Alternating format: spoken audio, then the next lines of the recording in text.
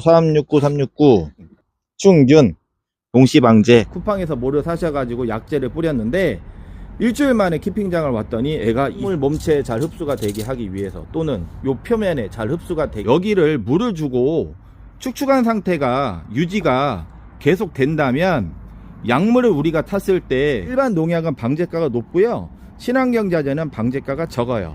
대신에 일반 농약은 발암성이나 급성독성이나 독성이 있고요, 친환경 자재는 그런 면에서는 좀 자유로운 편입니다. 또 하나, 일반 농약은 깍지라든가 응애라 뭐 하나로 다 되는 건 없어. 세상에 그런 게 어딨어요. 제라늄에도 똑같이 적용을 했습니다. 영상을 보시면 노즐이 밑에서 위로 가 있는 거를 알고 있을 거예요. 그 다음에 제가 10년 넘게 공부한 거를 풀어내는데 여러분들이 어떻게 한 번에 다 받아들여요? 그 말이 안 되지. 하지만 차근차근 하시다 보면은, 자, 여기서 이제 현실적인 문제입니다. 야, 다 필요 없어. 생길 때 치면 돼. 통풍을 잘 시켰는데 깍지가 생겨. 통풍하고 상관없다니까.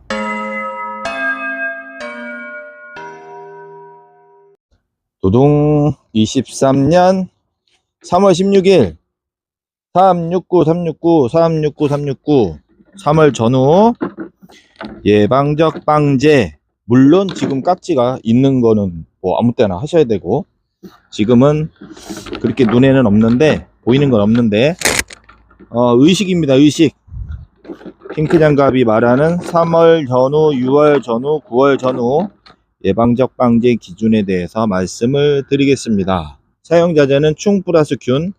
우리 어머님들이 하도 막 그냥 섞어갖고 한 방에 그래서 제가 요번에는 충균 동시방제, 물론 이론상인 거고요. 이론상인 거고, 물론 실제로도 적용은 되고 실용농업에서 친환경 농법 하시는 분들이 사용하는 방법이지만, 제가 나름대로 또 다육식물에 적용해서, 다육식물 뿐만 아니라 일반 화초까지 적용해서 제가 관리하는 방법을 설명을 드리겠습니다.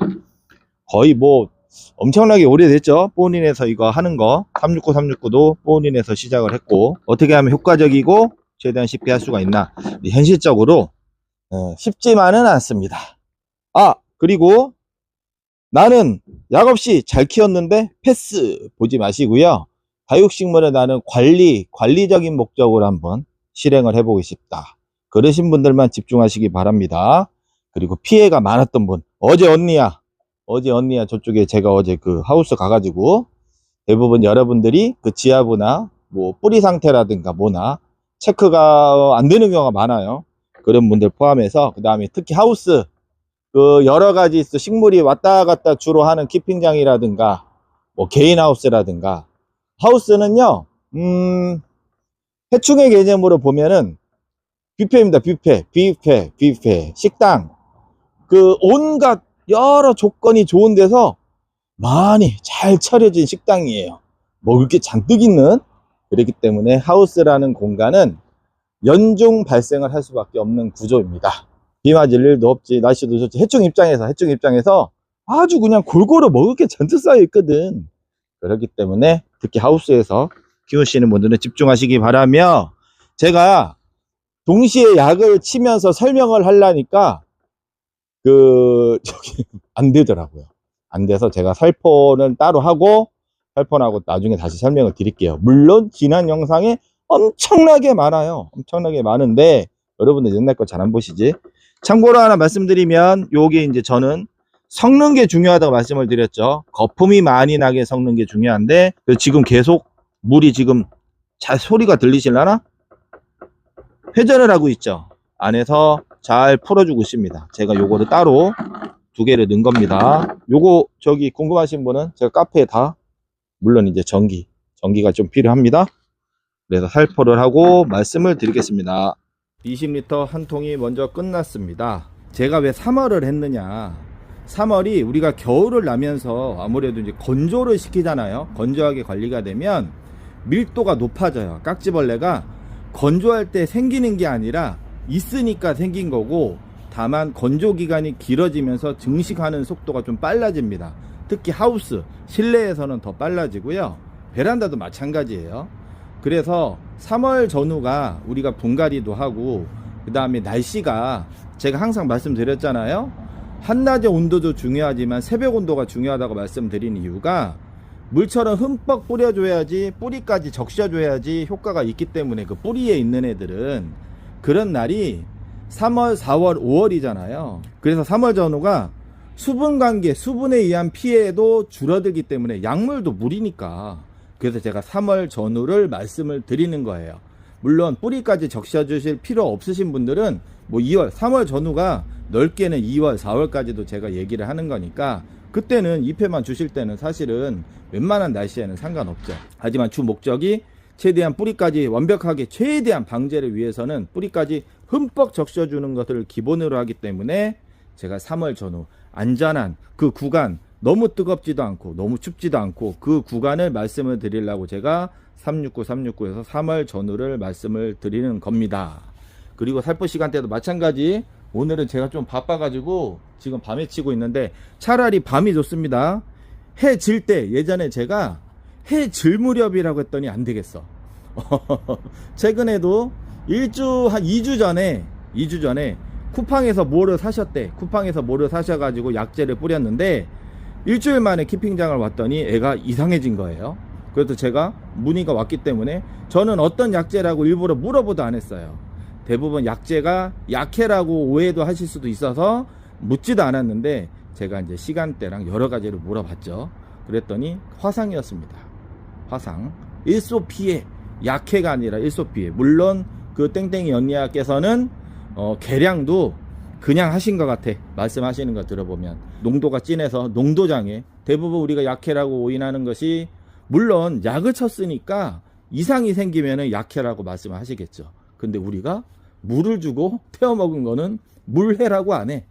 약간의 사람이 심리적으로, 저도 마찬가지예요. 심리적으로 내가 저거를 해서 그랬으면 내가 잘못한 게 아니라 저것 때문에 그러나, 심리적으로 약간 그런 편향이라고 해야 되나, 그런 것도 있습니다. 어찌됐든 제일 안전한 시간대를 찾기 위해서 해가 질 때라고 말씀을 드린 거고, 효과 면에서도 요거를 약을 치고 불어내신다는 분들이 계세요.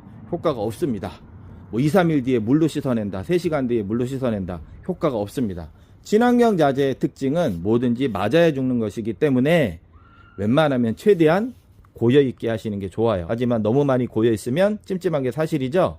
그래서 뉴스막 활용하시면은 흡수도 잘 되고 고여임도 적고 효과가 좋습니다. 하나라도 더 팔아먹으려고 하는 게 아닙니다. 좋은 효과를 얻어내기 위해서 말씀을 드리는 것이죠. 깍지도 물론 더 잘 죽습니다. 그래서 장미 살포했고 두들레약 이런 케이스가 있었어요. 사장님, 어떤 약을 썼는데 그거 별로 안 좋아, 이거 다 벗겨져. 그런데 잘 한번 생각해 보세요. 효과를 높이기 위해서 어떠한 약재, 특히 제가 뉴스막 섞으라고 말씀을 드렸잖아요. 식물 몸체에 잘 흡수가 되게 하기 위해서, 또는 요 표면에 잘 흡수가 되게 하기 위해서는 어쩔 수 없이 닦아줘야 돼요. 그래서 백분이 벗겨지는 게 많을 수 있습니다. 백분이 많이 벗겨진다고 나쁘다, 그런 개념은 좀 아니에요. 하지만 습관적으로 자주 벗겨지는 그런 거를 하게 되면은 당연히 별로 안 좋겠죠. 그래서 약칠 때, 그럴 때만 잘 활용하시라, 그렇게 말씀을 드립니다. 아담 같은 경우는 아까 줄줄줄 셀 때까지 줬죠. 물 주는 날 물 대신 물만큼. 또 이렇게 말씀하십니다. 사장님, 물을 주고 애들이 좀 탱탱해진 다음에 약을 쳐도 좋은 게 아닐까요? 뭐 틀린 얘기 아니죠. 당연히 좋습니다. 외부에서 뭔가 들어오기 전에 식물체가 건강하면 훨씬 좋지. 그런데 하나 아셔야 될 게 있어요. 우리가 미숫가루를 타먹는다 칩시다. 미숫가루를 타놨어요. 타놓고 거기다 물을 붓게 되면 어찌 될까요? 희석이 되죠. 똑같아요. 원리는 똑같아요. 물론 잎이 물기가 다 마른 상태에서 잎에만 살포했을 때는 전혀 지장이 없는데, 어제도 저쪽 언니야 그 케이스처럼 우리가 모르는 요 지하부에 잔뜩 있을 수가 있어. 그러면 여기를 물을 주고 축축한 상태가 유지가 계속 된다면 약물을 우리가 탔을 때 이게 희석이 될까요, 안 될까요? 약재라고 하는 것은 정해진 비율로 섞게 돼 있거든요. 그 농도로 해야지 효과가 있다는 소리인데, 이 안에 수분이 있으면 제 생각엔 효과가 그렇게 떨어지지 않을까. 하지만 기존의 수분까지 밀어낼 정도로 흠뻑 준다면 얘기는 달라지겠죠. 이해되시죠? 뭔 말인지. 수분이 있다고 쳐도 내가 약을 흠뻑 줘서 기존의 수분을 밀어내겠다, 그 정도까지 하면은 그거는 큰 문제는 없을 것 같아요. 하지만 물을 주고 물이 축축한 상태에서 또는 잎에 고여있는 상태에서 약을 준다? 그거는 제 생각에는 추천드리진 않습니다. 여기 전시에 나가는 애들 축축하게 다 줬고요. 에어니움, 리틀잼, 리톱스 뭐 다 줬어요. 다 주고 요 작은 거 미니 수연까지 해서 뿌리까지 적셔줬고요. 요 탱탱한 레드베리 요것도 물처럼 흠뻑 줬습니다. 애들이 약물을 먹으니까 좀 더 생기가 있어 보이죠? 요쪽에 언니 아들 거도 줬는데 문제 아닌 문제가 있어요. 못 들어갑니다. 제가 여기서 노즐까지 안 돼요. 그럼 어떻게 말씀을 드렸나? 하는 데까지 물론 지금 약을 쳤다고 해서 방제가라는 게 방제가, 일반 농약도 방제가가 있고요, 친환경자재도 방제가가 있어요. 벌레에, 해충에 또는 균에 100% 내가 맞췄을 때 몇 마리가 죽나, 균이 어떻게 사멸을 하나, 그 방제가라는 게 있어요. 방제가. 그래서 한 번에 다 맞췄다고 한들 100% 죽일 수가 없습니다. 현실입니다. 현실이고 과학적인 근거가 있는 데이터입니다.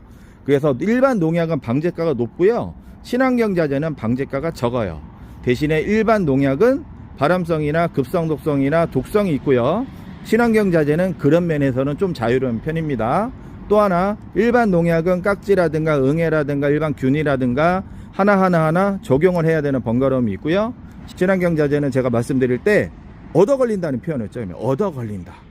깍지를 죽이려고 쳤는데 응애가 같이 죽을 수도 있고, 응애를 잡으려고 했는데 깍지가 죽을 수도 있고, 또한 어떤 약재는 충 플러스 균 같이 얻어 걸리는 자재가 있습니다. 하지만 그 효과를 저는 100이라고 절대 말씀을 안 드려요.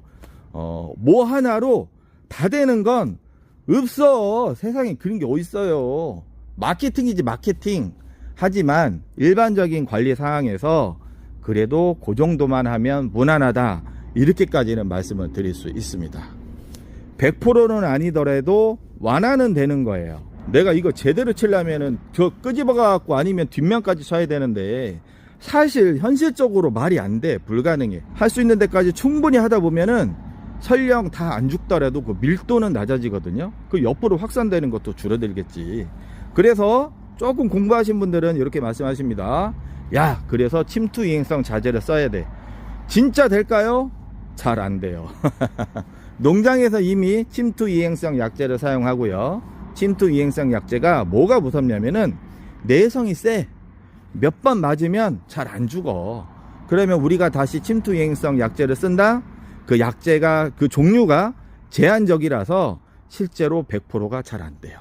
하지만 하지 마시라는 게 아니라 그거를 생각을 해 두신 다음에 작용기작이 다른 걸로 변환을 시켜서 주셔야지 최대한 효과를 극대화할 수가 있다, 이렇게 말씀을 드리고 있는 겁니다. 지금 내용이 복잡하신 분들은 집중하지 마시고 차근차근 옛날 영상을 보신다든가 다음에 제가 말할 때 그때 들으시면 그 소리가 그 소리구나.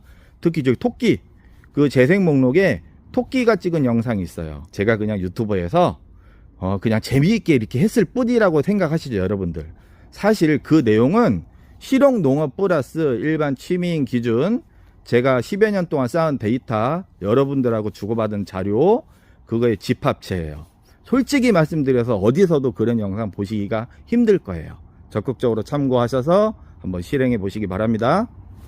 제라늄에도 똑같이 적용을 했습니다. 영상을 보시면 노즐이 밑에서 위로 가 있는 거를 알고 있을 거예요. 내가 벌레야, 내가 깍지벌레면 여기 있다는 거는 이미 여기에 갈 데도 없고 애들이 잔뜩 있으니까 여기까지 온 거예요. 여기까지 뜯어먹으려고. 일반적인 해충은 대부분 비도 피하고 천적의 눈에도 피하고 그러기 위해서 항상 뒷면에 있습니다. 그렇기 때문에 뒷면을 꼼꼼하게 맞춰 주셔야지 나 흠뻑 줬는데요? 효과가 없습니다. 이 에오니움 차라 같은 경우도 아까 제가 약재 살포한 걸 보시면 노즐이 밑에까지 가서 아래에서 위로 쐈죠? 쐈는데 얘는 이거를 심기 전에 제가 이미 퐁당퐁당을 2번을 한 거예요. 왜 그랬냐면 저처럼 환자들은 왜 환자가 될 수밖에 없었냐, 공부를 하고 10년 넘게 여러분들과 상담하고 농장거 받아보고 제가 키워보고 하다 보니까 얼렁뚱땅해서는 이거 터무니도 없다. 그냥 하우스를 다 응애로 맛이 간 경우도 있었습니다. 2010년도냐 11년도에 일산에 오래 하신 농장 사장님이 있었는데 그때는 응애의 존재를 잘 몰랐을 때예요.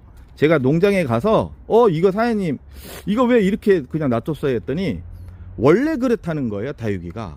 그래서 아닌데 이거 응애인데 그랬더니 지금까지도 잘해주세요. 2010년 초반 때까지만 해더라도 다육이에는 응애가 없다는 말이 정설이었어요. 그런데 제가 샘플 들고 박사님들하고 이렇게 왔다 갔다 이렇게 하다가 우리나라에 최초로 발견된 그것도 한번 발견한 적이 있었는데 그만큼 요 틈에 박혀 있으면 방제가 사실은 불가능해요. 진짜 불가능해. 침투 이행성이든 뭐든 잡히기가 상당히 어려워요. 그래서 저는 철화류는 심기 전에 아예 2번 정도는 약물에 아예 담가버려. 일반 농약을 여러분들이 하셔도 되고 친환경 자재를 하셔도 되는데 작용기작이 서로 다른 거를 최소한 2가지 정도는 풍덩풍덩 담가 놓으시면 피해가 확실히 줄어들어요. 2년 전 영상인가 보시면은 이거 퐁당퐁당 하는 거 있어. 지금 상태가 아주 좋습니다. 저희가 매장에서 관리가 되는 거는 저희가 계속 키운 거는 90% 이상은 저는 없다고 봐요.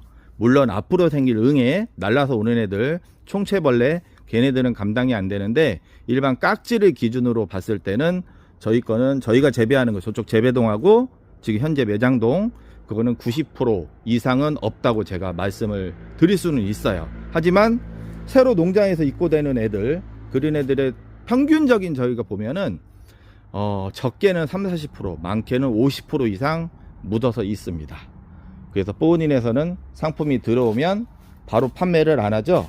우리 언니 아들이 제가 완전 환자 수준이라는 걸 알 수가 있을 거예요. 아예 판매를 안 해버리고 철저하게 체크를 해서 이상 있으면은 안 팔아. 그냥 우리는 안 팔아. 그냥 안 팔기 때문에 이렇게 성격이 그래요. 성격이. 그래서 꾸준한 방제가 필요하다 이렇게 말씀을 드리고 있습니다.